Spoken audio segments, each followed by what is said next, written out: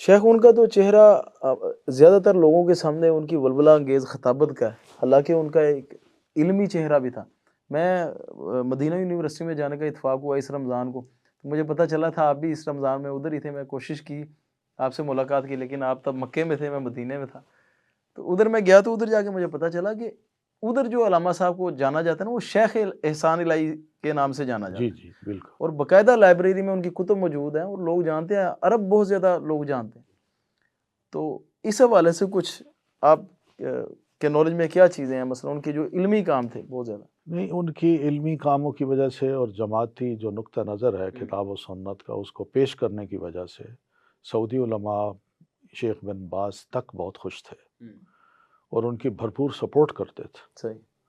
اور ان کے بارے میں بڑے پر امید تھے کہ ایک مؤثر آواز ہے جو بر صغیر میں اہل اسلام کے لیے پائی جاتی ہے۔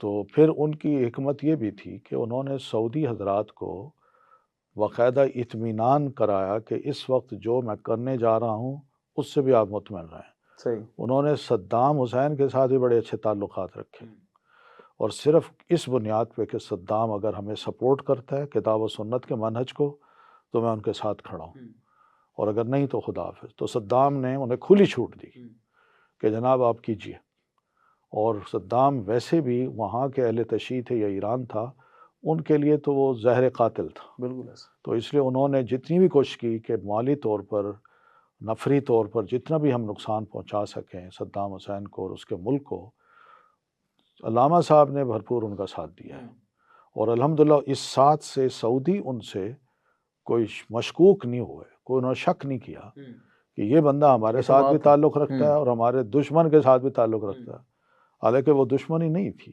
انہوں نے کہا جی میرا تعلق آپ سے بھی ایک مسلک ہی ہے، کتاب و سنت کا مسلک کا، اور اس سے بھی اسی بنیاد پر میرا تعلق ہے اور کچھ نہیں ہے۔ تو الحمدللہ یہ ایک ان کی سیاست تھی، اور اس سیاست میں بڑے کامیاب ہوئے ہیں۔